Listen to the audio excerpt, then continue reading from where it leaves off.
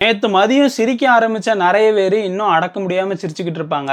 ஏன்னா, அந்த Nobel piece price Donald ட்ரம்புக்கு கிடையாதுன்னு சொன்ன உடனே, அவரு மூஞ்ச ஒரு பக்கம் லைவ்ல பார்த்து பயங்கரமா எல்லாரும் சிரிச்சாங்க. நேத்து மதியத்திலிருந்தே உலகத்துல இருக்கிற எல்லா மீடியாவும் டொனால்ட் ட்ரம்ப பெரிய ட்ரோல் மெட்டீரியலா மாத்தி ட்ரோல் பண்ணிக்கிட்டு தான் இருந்தாங்க. ஏன்னா 7 போர நிப்பாட்டின எனக்கு நோபல் பிரைஸ் கிடையாது.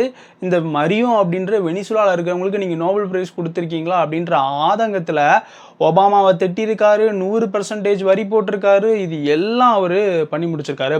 இந்த மரியும் என்ன சொல்லியிருக்காங்க அப்படின்னா, எனக்கு குடுத்த இந்த நோபல் பிரைஸ நான் டொனால்ட் ட்ரம்புக்கு அர்ப்பணிக்கிறேன் அப்படின்ற மாரி சொல்லியிருக்காங்க. அதுவே எனக்கு போதும் அப்படின்ற மாரி டொனால்ட் ட்ரம்ப் சொல்லியிருக்காரு. இந்த மரியோ யார் அப்படின்னா, வெனிசுலால இப்ப இருக்கக்கூடிய இந்த சர்வாதிகார அரச எதிர்த்து ஒரு ஜனநாயக அரசு வரணும் அப்படின்னு போராடக்கூடிய ஒரு பெண்மணி. அதனால அவங்களுக்கு நோபல் பீஸ் பிரைஸ் குடுத்துருக்காங்க. இந்த விரக்தியில 100% வரிய டொனால்ட் ட்ரம்ப் போட்டிருக்காரு. யாரு மேல அப்படின்னா, சைனா மேல. சைனா வந்து இந்த ரேர் எர்த் மினரல்ஸ சைனா கிட்டேருந்து வாங்கக்கூடிய நாடுகளுக்கு ஒரு சில விதிகள் எல்லாம் விதிச்சிருந்தாங்க புதுசா. இந்த விதிகள் சார்ந்து டொனால்ட் ட்ரம்ப் என்ன சொல்லியிருக்காரு அப்படின்னா, நான் 100% வரிய சைனா மேல போடுதேன். இனிமே சைனாலேருந்து வரக்கூடிய பொருட்களுக்கு 130% வரி அப்படின்ற மாரி சொல்லிட்டாரு. ஆல்ரெடி 30% வரி இருக்கு. அதுக்கு மேலேயே 100% 130%. நான் சைனீஸ் பிரசிடென்ட் ஷி ஜின்பிங்க சந்திக்கிறதா தான் இருந்தேன்.